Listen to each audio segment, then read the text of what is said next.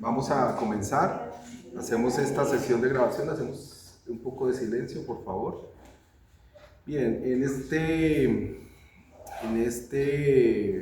esta sesión vamos a abordar de manera muy general el asunto de la pobreza y su medición, que es bastante útil en lo que tiene que ver con las políticas de desarrollo en general.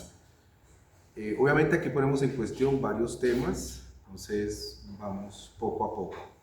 ¿Qué es la pobreza? Es una de las preguntas claves que debemos hacernos,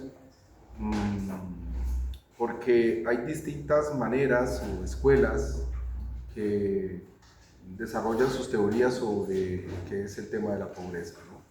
Tratan de definirnos o tratan de explicarnos qué es ese objeto complejo de la pobreza. En principio, la pobreza no es asignable a sociedades preestatales, es decir, sociedades, por ejemplo, tribales, sociedades clánicas, familias extendidas que viven en la selva, en coevolución con la selva, que tienen relaciones orgánicas con la naturaleza, por decirlo rápidamente, son cazadores y recolectores, tienen pequeñas chacras o cementeras, viven de esa producción, más la caza y la pesca, etc. El asunto de la pobreza allí no es asignable, no es un fenómeno que se pueda identificar. Incluso sociedades, por ejemplo, rurales, con una vida al margen del Estado, con actividad colectiva bastante evidente, bastante relevante respecto a otras sociedades, como las sociedades urbanas o las sociedades estatales, es un asunto que se percibe claramente. ¿En dónde? Resguardos indígenas, por ejemplo, con tierras colectivas, con redistribución de los alimentos básicos de subsistencia, también dada de forma colectiva. Comunidades campesinas colectivas también, que colectivizan no solo la tierra, sino que también tratan de colectivizar la producción agrícola. Es decir, allí es difícil asignar esa cosa que llamamos pobreza, ¿no? Ese fenómeno no es fácil encontrarlo. ¿Dónde se presentan los fenómenos de pobreza? Pues en general en sociedades estatales, sociedades bajo un marco estatal muy definido, que por naturaleza generan jerarquías sociales o jerarquizaciones socioeconómicas. Es decir, hay gente con ingresos muy altos, una variedad de clases sociales que tienen distintos ingresos, hasta tener poblaciones con ingresos muy bajos o prácticamente sin acceso a ingresos, ¿no? En situaciones de mendicidad o indigencia.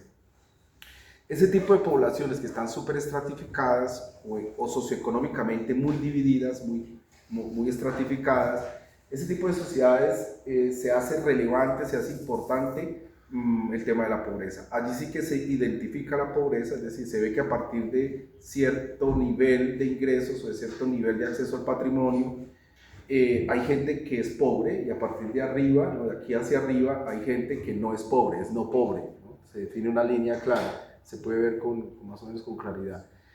Y bueno, pues se inventa esta forma de medir, esta manera de medir la pobreza. En realidad es un asunto de mediados del siglo XX, o sea, de los años 50, si acaso no es antiguo, sino que en realidad viene unas pocas décadas atrás, y se hace precisamente pues por la preocupación de tratar de enfocar programas de desarrollo en ciertas poblaciones, tratar de contribuir con incentivos, dotaciones, servicios de carácter público, casi siempre financiados con dinero público, para sacar a las poblaciones de la pobreza. ¿Por qué se hace también, ¿no? Es decir, no solamente porque hay una sensibilidad hacia el pobre, es decir, los gobernantes hablan retóricamente de que hay que superar la pobreza, pero hasta cierto punto la consienten o la promueven, ¿no? Recuerden que hay muchas formas también de promover la pobreza a través de medidas económicas que son en realidad medidas que destruyen o ponen en situación de vulnerabilidad a los pobres, mucho más de lo que antes estaban, ¿no? Entonces, ¿por qué otra razón? Especialmente porque existieron modelos alternativos de superación de la pobreza que fueron más eficientes. Entonces, que le competían a los modelos de desarrollo prácticamente salvaje del capitalismo, que se dieron en Europa y en Estados Unidos, y que luego se trasplantaron aquí a los países del sur, a los países en vías de desarrollo que llaman, a través de procesos pues, que tienen distintos nombres, pero se llama capitalismo de dependencia, se llama capitalismo tradicionalista, capitalismo abigarrado, contradictorio, etcétera, que consiste en intentos de industrializarnos, pero al mismo tiempo manteniendo formas casi que feudales o esclavistas de relación con los trabajadores. Entonces, lo que ustedes pueden ver es que el eje Beijing-Moscú, por decirlo rápidamente, el bloque comunista, generaron un incentivo positivo potente en los países del otro eje, París, Londres, Washington. Ese eje, que era el eje capitalista, entre comillas, se vieron muy presionados por el éxito en la superación de la pobreza que empezaron a mostrar los países comunistas, del bloque comunista. Es decir, rápidamente estos países efectivamente mostraban que tenían programas que lograban sacar a muchas personas de la pobreza y les garantizaban educación, los básicos, ¿no? Los servicios básicos. Entonces, claro, eso generaba una presión enorme y por eso el eje occidental construyó su modelo de superación de la pobreza, se le conoció como estado de bienestar, tuvo un momento de oro, la década de los 70, principios de los 70 en Estados Unidos, que se le llama como la época de oro, la época gloriosa del capitalismo, porque allí el estado de bienestar fue muy potente. Es decir, hubo casi pleno empleo, todos los chicos tenían acceso a la educación pública, el crecimiento de la economía era importante, la gente podía ahorrar, podía comprar su casa, podía ahorrar también para darle educación a sus hijos si quería educación privada. Era un modelo de sociedad. Efectivamente, pues la Unión Soviética logró construir momentos también de gloria, donde efectivamente se probaba que era una sociedad próspera, ¿no? Durante algunos momentos de esa historia, ¿no? Obviamente después eso colapsó, pero lo que se constata es que efectivamente lograron mostrar resultados interesantes que no se pueden negar, ¿no? Por ejemplo, el gran proceso de alfabetización que se alcanzó en pocos años, el proceso de industrialización acelerado que se alcanzó, es interesante. Todos esos son logros y el nivel de bienestar, por supuesto, que se incrementó de forma potente en la Unión Soviética.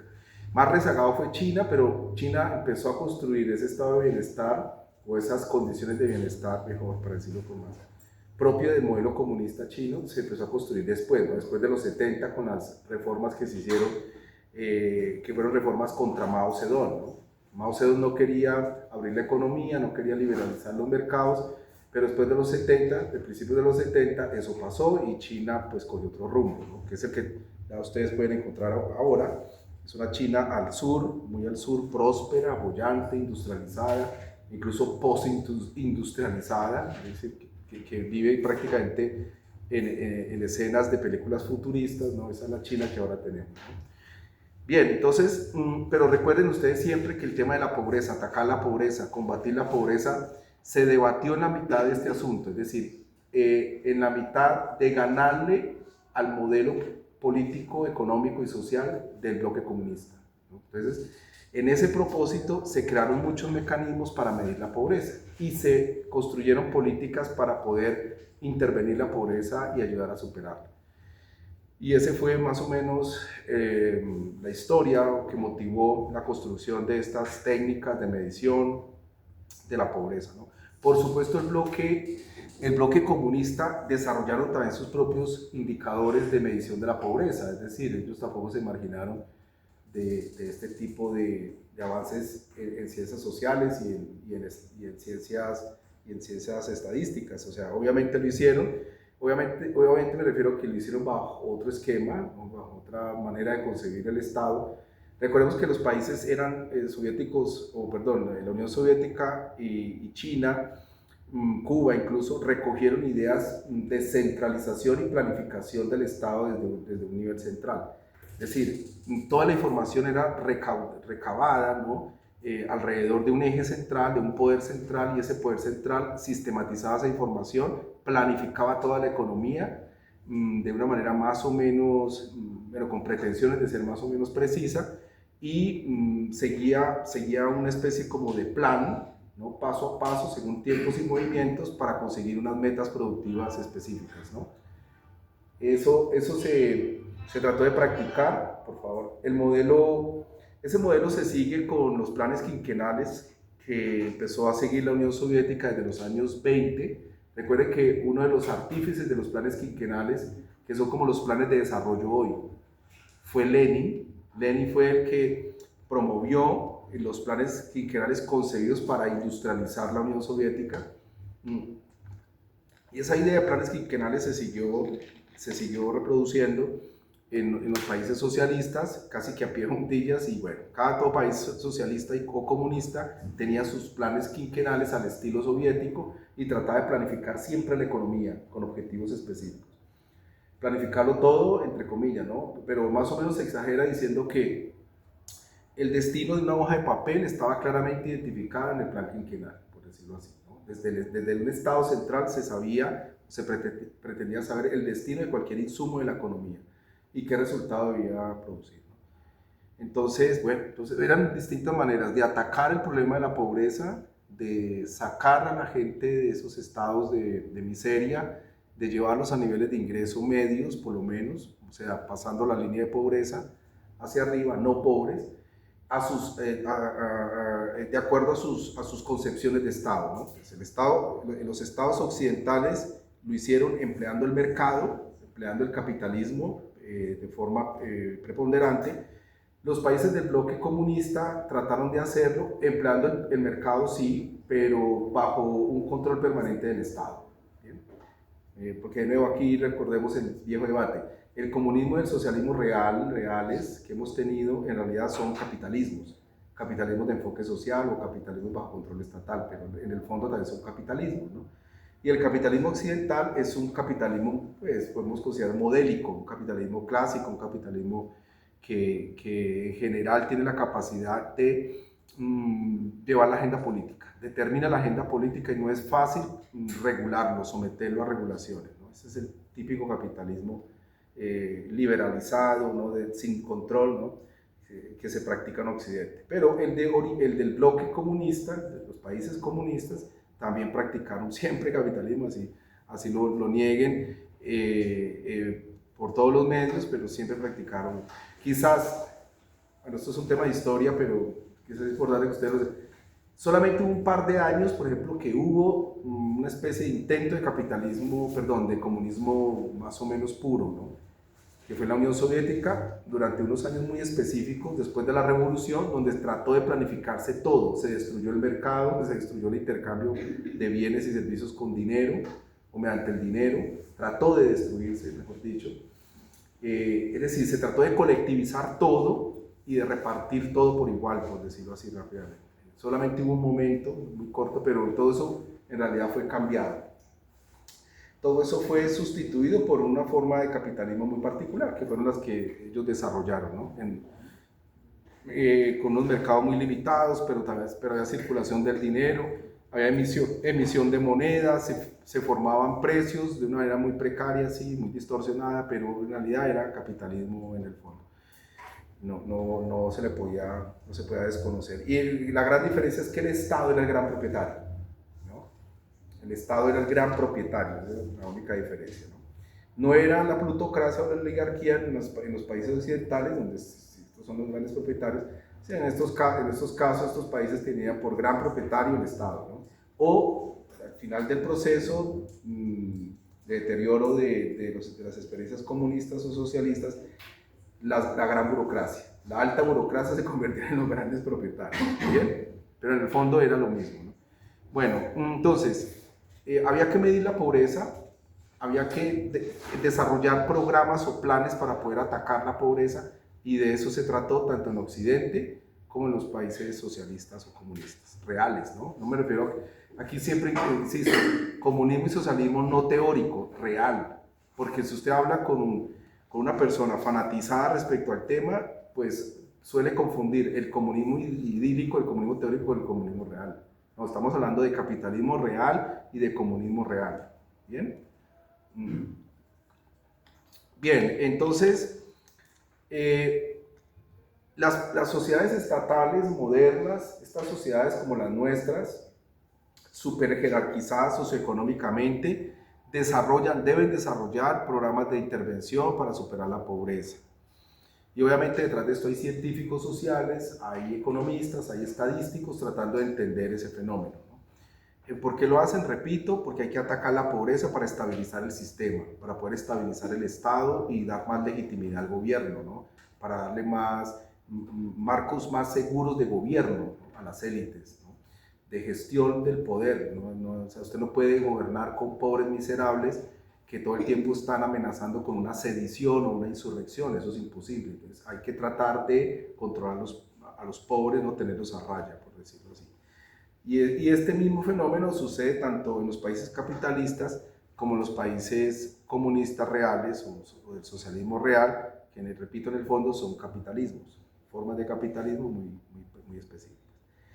Bien, ¿qué técnicas se desarrollaron? Bueno, es decir, primero se ensayaron unas teorías. Vamos a hablar específicamente de lo que se hizo en los países occidentales. Sería interesante estudiar China y Rusia, por ejemplo, cómo desarrollaron sus técnicas, pero ese tema nosotros aquí no lo vamos a tratar, es muy particular, pero bueno, incluso teorías de ellos, la matriz Input-Output y otras, se introdujeron acá, en los países occidentales. Muy interesantes, pero eso nosotros no lo vemos acá. Entonces, en los países occidentales, las técnicas de medición se basaron inicialmente en las viejas teorías de Maslow, la pirámide de Maslow, que ahorita la vamos a ver en detalle, que básicamente consiste en producir una jerarquía de necesidades de los seres humanos, del individuo, del ser humano, que pone como prioritario en la base de la pirámide las necesidades biológicas, ¿no? Y luego va ascendiendo hasta tener una serie de necesidades ya que tienen que son de carácter cultural, ¿no? O que son de carácter propios de la socialidad, que tienen que ver más que todo con prestigio social, reconocimiento social, todo ese tipo de elementos que nos insertan en la comunidad. Bueno, ahorita vamos a ver en detalle la pirámide de Maslow, pero más o menos se inspiran en este tipo de teorías que tratan de fragmentar las necesidades en distintos niveles de importancia, ¿no? Tratan de hacer ese esfuerzo. De tal manera que la pobreza, los programas de atención a la pobreza para intervenir la pobreza, pues tienen que seguir en parte pues una pirámide de Maslow. Es decir, lo prioritario es, por ejemplo, la alimentación, luego vendría salud, o sea, saneamiento ambiental, ¿no? Por ejemplo, y salud relativa a los servicios, ¿no? Etcétera, a los servicios hospitalarios. Es decir, entonces, más o menos sigue la pirámide de Maslow.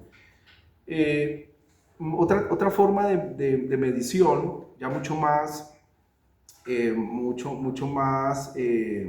detallada en sus métodos y en sus aplicaciones, se conoció como las necesidades básicas insatisfechas, las famosas NBI.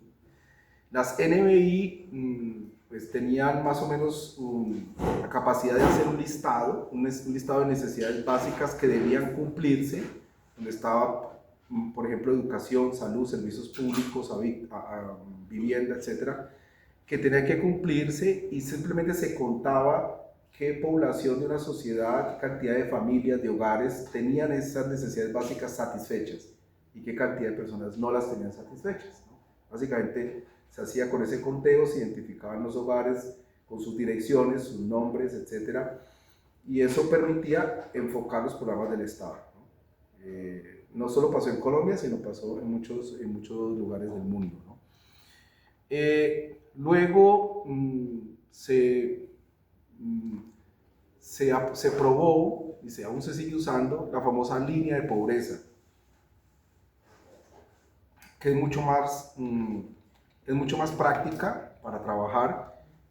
Tiene por supuesto muchas distorsiones, pero sencillamente considera que la población, por ejemplo, que está por debajo de los $2.15 día, dólares norteamericanos, $2.15 día, por debajo sufre pobreza extrema. 2.15 o por debajo, sufre pobreza extrema. Los que están por encima de los 2.15 pueden tener pobreza, pero no es pobreza extrema. Es ese tipo de indicadores, ¿no? De poner una línea y decir de aquí para abajo, los que están en la línea y por debajo de la línea están en pobreza extrema. Ese tipo de indicadores son muy prácticos, ¿no? Permite detectar rápidamente qué tan pobre es una población. Obviamente, hablamos de dólares estadounidenses, que con todos los ajustes que ustedes quieran darle, pues siguen teniendo el famoso problema que ya les mencioné del ajuste de poder adquisitivo, ¿se acuerdan? Bueno, pero en general es una medición que sirve para orientar la política de intervención de la pobreza. ¿Qué quiere decir? ¿Qué quiere decir pobreza extrema? Casi que toda la teoría está de acuerdo en que la pobreza extrema son grupos de personas, poblaciones, ¿no? Que no pueden acceder a toda la canasta de alimentos. Básicamente eso es pobreza extrema. A la canasta de alimentos. Eso es lo fundamental acá, lo central. Es decir, que pasan hambre o pueden pasar hambre en distintos momentos de la semana o del día. Por encima de la pobreza extrema, encontramos la pobreza general.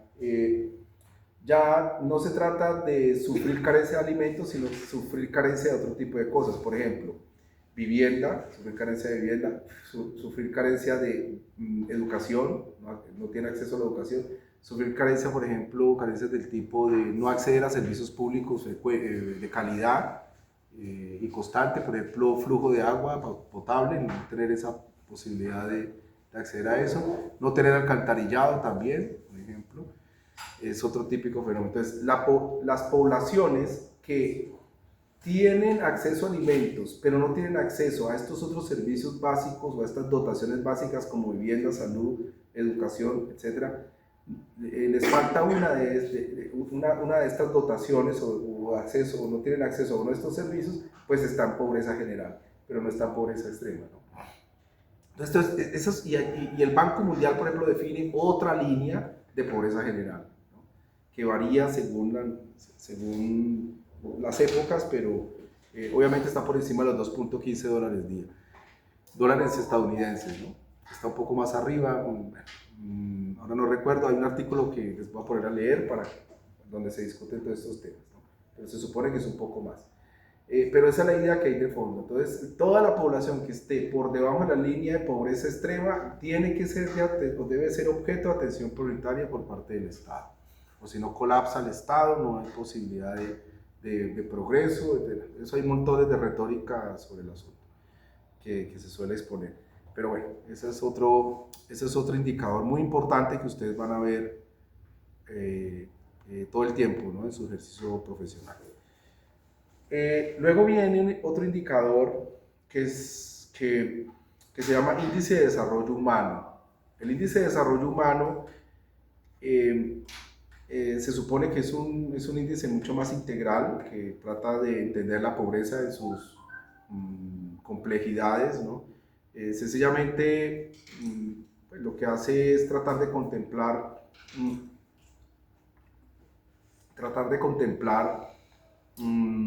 los fenómenos más o menos balanceados de la importancia de una educación, por ejemplo, de calidad o de una buena educación. Trata de tener en cuenta no solamente los ingresos, no solamente la capacidad de ingresos que tenga un hogar, sino también otra serie de factores que en principio potenciarían la capacidad de ese hogar de salir de la pobreza. Básicamente, educación es un asunto central en las mediciones del desarrollo humano. Esto se inspiró en muchos trabajos desde los años 60 de Amartya Sen y otros. Este fue un Nobel de Economía que bueno, obviamente ha recibido muchas críticas porque se dice que las políticas de desarrollo lo que hacen es suavizar el problema de la pobreza. Es decir, mostrar que la pobreza se puede superar con un enfoque especial en derechos humanos y, por ejemplo, y en mejoras del sistema educativo. Entonces, también hay muchas críticas al respecto porque se considera que el desarrollo humano debe exigir también que las diferencias de ingresos se apachurren, las diferencias de clases se suavicen mucho más, ¿no? Que no solamente basta con tener gente saludable, personas con buena salud, acceso a sistemas de salud decentes o a sistemas de educación decentes, muy decentes, no estoy hablando de grandes sistemas educativos ni nada por el estilo, que con eso es suficiente para que salgan de la pobreza. Entonces, se convierte en una especie de exaltación a las vías del esfuerzo personal, a las vías de la famosa tesis de que usted es pobre porque quiere y todo este tipo de cosas. Entonces, es decir, fue muy criticado también por eso y aún hoy sigue siendo criticado, ¿no? Sobre eso es famoso, por ejemplo, los estudios que se hicieron en Kerala, en la India. Kerala es un estado de la India, y las comparaciones con el Bronx en Estados Unidos, en otra región de Estados Unidos, donde se mostraba, por ejemplo, que la longevidad de Kerala en la India era superior a varias regiones de Estados Unidos. Claro, ya había una especie de exaltación de la pobreza, porque sí, por decir, ¿qué es lo que pasaba en Kerala? Pues que la gente tenía estilos de vida mucho más saludables, ¿no? Tenía pues maneras de vivir que no eran autodestructivas con el cuerpo, ¿no? Y tenían relaciones sociales mucho menos conflictivas que en el Bronx, por ejemplo. Entonces, claro, tasas de mortalidad por asesinato, por conflictos, por regrescas o riñas, todo eso, pues obviamente en Kerala están menos acentuadas, ¿no? Y los estilos de vida saludables pues son más evidentes, etc. Entonces, claro, ese tipo de comparaciones de estudios también fueron criticados porque decían, bueno, entonces, ¿qué estamos condenando a la gente a la pobreza porque tienen buenos estilos de vida? Porque tienen estilos de vida saludables. Entonces, bueno, pero fue una escuela que dio mucha lora. A hoy, por ejemplo, todavía se estudia el tema y se hacen indicadores de desarrollo humano, ¿no? Amartya Sen es uno de los abanderados de estas teorías y aún sigue publicando sobre el tema, ¿no? Pues ha sido interesante. Si ustedes miran los indicadores de desarrollo humano que se calculan para Colombia, pues ayudan a entender un poco dónde es que está el énfasis, dónde debemos poner el énfasis para superar la pobreza, es cierto. Mala educación es círculo de pobreza, ¿no? Por eso insistimos tanto en el departamento del Tolima, que si la educación no sube de calidad, vamos a tener siempre persistencia en los círculos de pobreza. Una cosa insuperable que tiene el Tolima desde hace muchos años, ¿no? Y que obviamente pues en la universidad también existe, ¿no? Ya vieron el último indicador que salió de la clasificación de las universidades. Nosotros quedamos en la cola de toda la clasificación que hay, de las 200 y pico de instituciones universitarias del país. Hay programas, esto es una coletilla, hay programas muy buenos. Ahí tenemos como 5 programas estrella, ¿no? Que están siempre en el top. El programa, ¿no? El de agronomía y la agroindustria siempre está en el top 4, 5 lugar. Pero la mayoría son un desastre. Bueno, ni hablar del ideal, ¿no? Entonces, bueno, el desarrollo a escala humana, eso es otra técnica de medición muy importante también, que se basó en los estudios de Max Neff, un chileno economista que dijo cosas interesantes. ¿Qué nos proponía este señor? Nos proponía, pues, él hizo en realidad una revisión muy a fondo de la pirámide de Maslow, ¿no? Le hizo unas interpretaciones mucho más complejas, pero básicamente lo que él dice, mira, hay necesidades, necesidad de afecto, necesidad de alimentación, necesidad de cobijo, de abrigo, necesidad de protección ante el clima. Es decir, hay una necesidad, pero todas esas necesidades son finitas. Y la manera de satisfacerlas son infinitas, ¿no? Y los medios para satisfacer esas necesidades se llaman satisfactores. La necesidad de vivienda, de abrigo y protección, por ejemplo, de vivienda en general, tiene muchas maneras de resolverse, o sea, tiene muchos satisfactores. ¿Qué es esos satisfactores? Pues en el fondo son tipologías de casas o tipologías de vivienda. Esos son satisfactores. Bueno, y el dinero lo pone no como una necesidad, ¿no? Sino que es un medio para alcanzar la materialización de una necesidad. Es solamente un medio. es una vía, ¿no? Es un instrumento para alcanzar, ¿no? Y es uno de los satisfactores pues, que suelen convertirse en finalidades o en propósitos en sí mismos. Entonces, bueno, hace el énfasis de que el propósito sustancial de los seres humanos es satisfacer las necesidades finitas que tenemos, ¿no? Y no, y no acumular satisfactores. Lo sustancial no consiste en acumular sus satisfactores, o sea, vivienda, dinero, fincas, etcétera, etcétera, cosas, objetos de consumo suntuario, etcétera. No, eso no es necesario. Lo que es necesario, lo que es fundamental es satisfacer estas necesidades finitas que él ha identificado. Donde por supuesto el afecto, necesidad de participar activamente en una reunión, la necesidad de educarnos, de saber, ¿no? Todo eso hace parte de ese catálogo de necesidades finitas que tienen los seres humanos, ¿no? Incluso pues, pone ejemplos, incluso el niño desde pequeño desea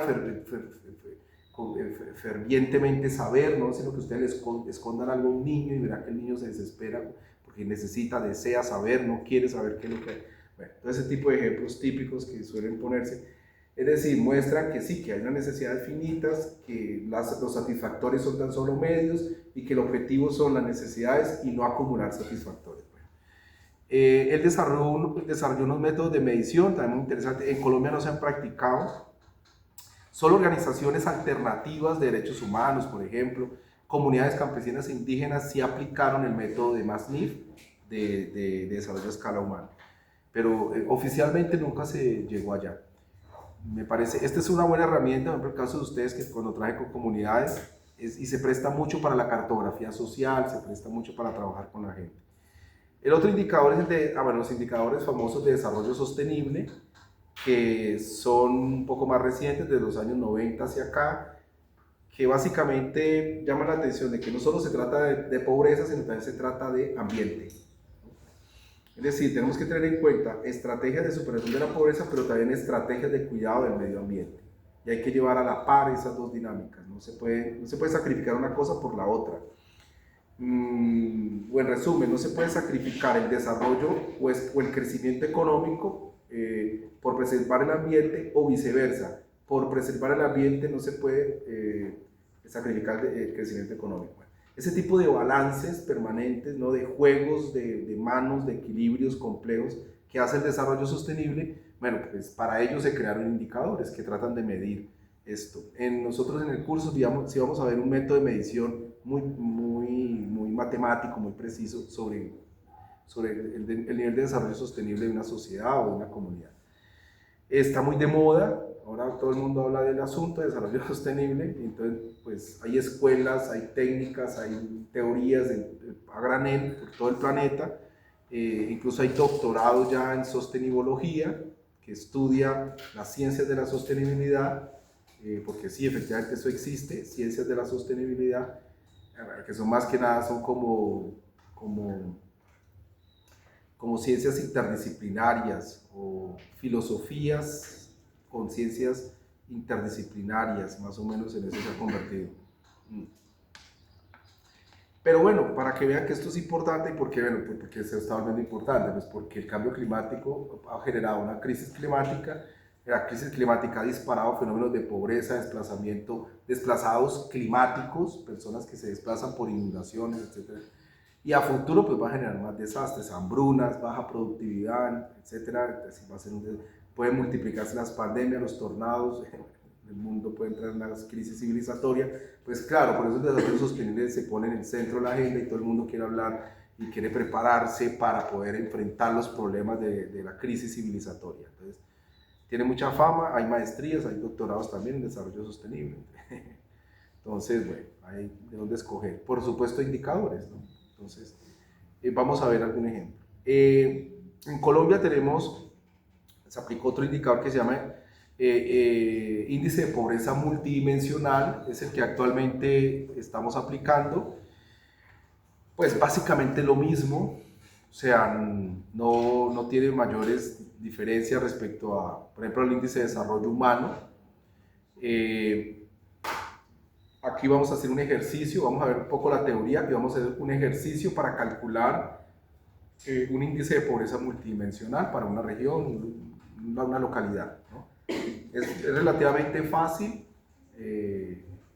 se calcula con base en una batería que contiene criterios y contiene ponderaciones, es muy fácil. Entonces, pero básicamente lo que tratas de identificar poblaciones que le falten, que le falten o tengan algunas privaciones, ¿no? Que previamente sean. Aquí en Pobreza Multinacional se hace mucho énfasis en educación también y en salud. Pesa bastante el hecho de niños, por ejemplo, que no estén escolarizados, eso castiga mucho el indicador. O personas que no tengan vivienda con agua potable, castiga mucho el indicador. Ese tipo de cosas juegan un papel importante. Bueno, no vamos a entrar, es decir, eso lo vamos a ver en detalle más adelante. Bueno, y hay otros indicadores pues, que incluyen, por ejemplo, asuntos relativos a género, asuntos relativos incluso a familias multiespecie, eso lo vamos a ver más adelante. Las familias ya no son de humanos, sino también son de no humanos. Entonces, bueno, incluso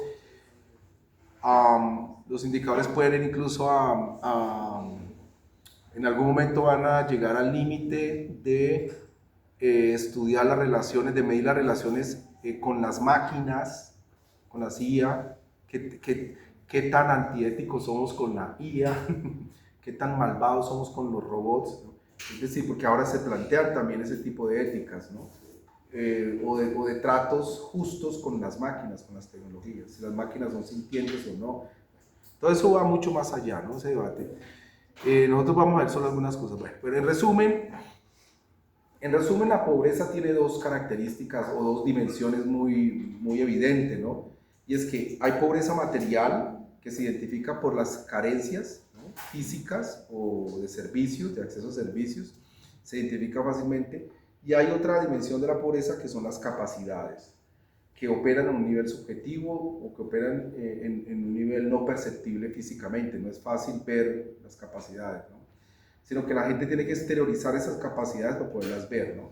Son cosas que se consideran como potencias o cualidades humanas que se han cultivado, que se han desarrollado. Entonces, sobre eso hay un gran debate que no termina.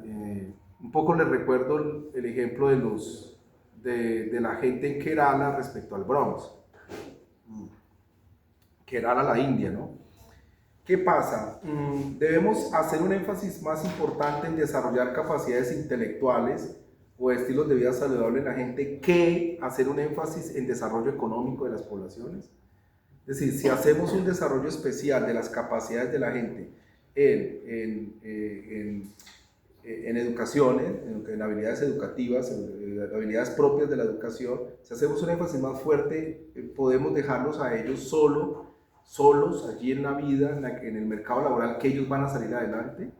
Esas son preguntas. O tenemos que hacer una buena dotación de subsidios o ayudas económicas, etcétera, a las personas que ellos van escogiendo su estrategia o su plan de vida para educarse y poner el servicio, poner la educación al servicio de sus planes, ¿no?, de crecimiento personal, económico, ¿no?, económico, básicamente alrededor de lo económico. Entonces, todo ese tipo de debates todavía están en juego, ¿no?, se ponen en juego, pero en el fondo consiste en eso, ¿no?, capacidades intelectuales, capacidades educativas versus dotaciones económicas. ¿Qué es más importante? ¿No? Y el Estado, el asunto es que el Estado no tiene, pues, siempre no tiene presupuesto para todo, ¿no? Puede darle prelación a una cosa, puede darle prelación a la otra, o puede desatender las dos también, ¿no?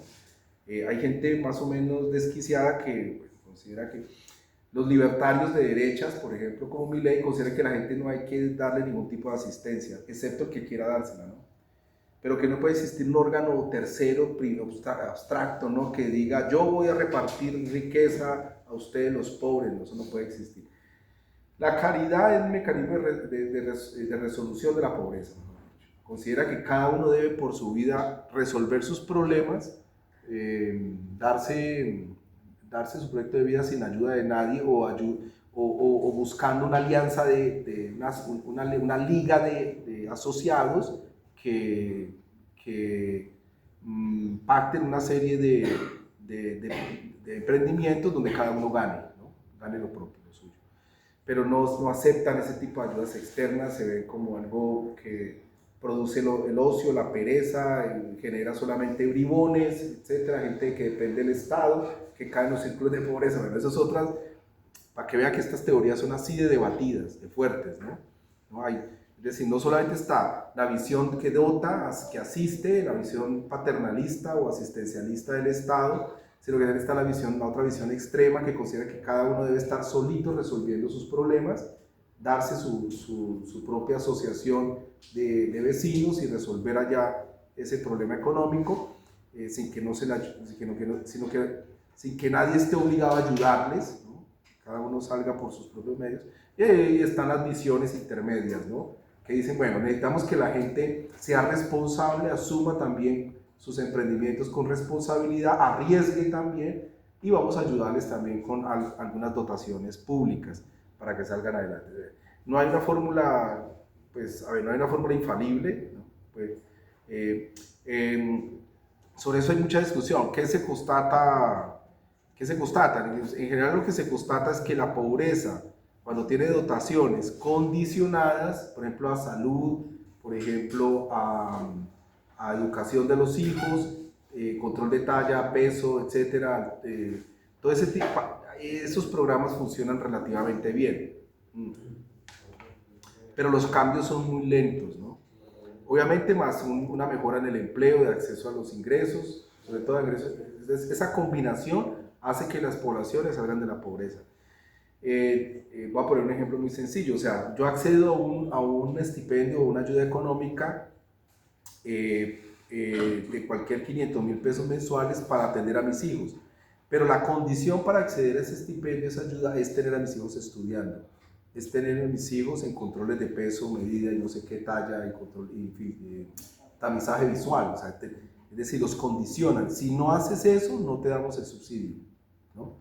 Si no lo hacen, no. Incluso se le pueden poner más condiciones, ¿no? Que podría o tendría que ver con una crianza responsable de parte de la madre, ¿no? Entonces, en esos casos, ese tipo de programas han mostrado ciertos resultados, ¿no? Pueden mostrar ciertos resultados. Y a eso hay que sumarle la mejora, obviamente, de los ingresos de estas familias, ¿no? Acceso a empleo, acceso a medios de vida, ¿no? Eso va garantizando que la pobreza menore. Bueno, con esto voy rematando. Es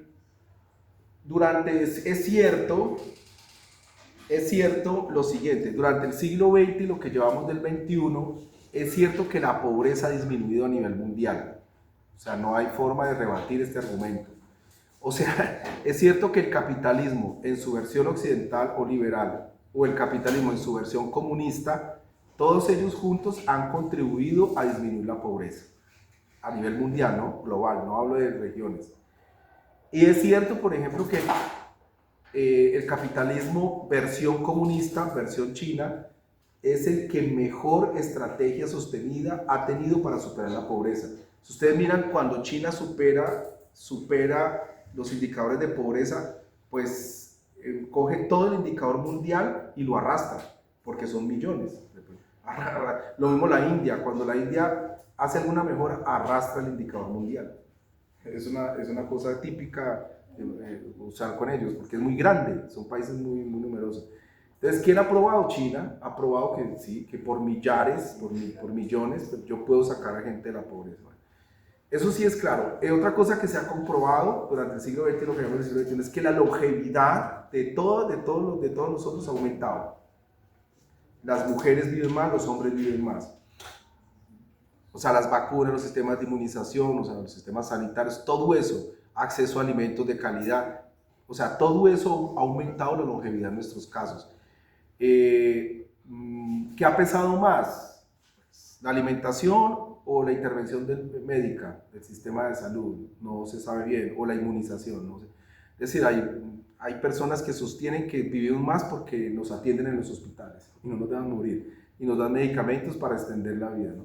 Que no tiene nada que ver con los alimentos. Los alimentos siguen siendo enfermizos, perdón, pueden generar enfermedades o pueden acortar la longevidad, sino que hay un buen sistema en general de salud que te va alargando la vida, ¿no?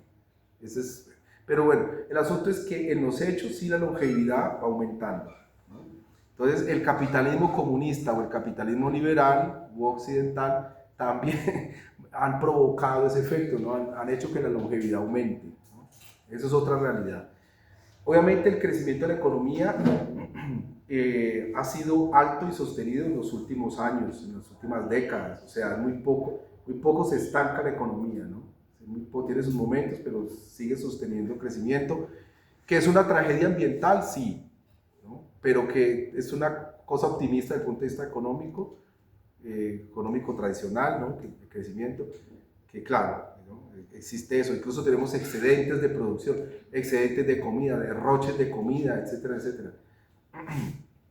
Eso es otra cosa que ha producido el capitalismo de los dos tipos, repito. Son cosas ciertas que no podemos debatir, ¿no? Claro, y también es cierto, y con esto cierro, que hemos generado pues una contaminación global que puede llegar a un punto de no retorno, grave, ¿no? Grave, muy grave. Y también tenemos otro fenómeno, es que podemos desatar guerras infernales que pueden poner en el límite a la especie humana, ¿no? Pueden poner también a la especie humana en riesgo, ¿no? O sea, el desarrollo hipertecnológico también nos pone en una situación de riesgo por una guerra, ¿no? Entonces, guerras nucleares, guerras biológicas, guerras termonucleares, guerra de lo que sea, que tengan estos efectos, gracias al desarrollo tecnológico, pues también puede producir estos resultados trágicos para la especie humana. Es una cosa bastante contradictoria, que al mismo tiempo que logremos longevidades muy altas, superaciones de la pobreza como nunca antes habíamos visto, generemos también sistemas políticos o geopolíticos tan agresivos contra nosotros mismos, capaces de poner en riesgo a toda la especie humana. Es una cosa bastante contradictoria, pero así es, ¿no? Es una cosa que... Pero y al mismo tiempo un estilo de desarrollo económico de un nivel de destrucción de la especie, del medio ambiente, perdón, y por tanto de nosotros, que tampoco se había visto antes. Nunca antes se había visto este nivel de impacto sobre los recursos o sobre el medio ambiente. Bueno, dejamos así y pasamos a hacer nuestra lectura. Gracias.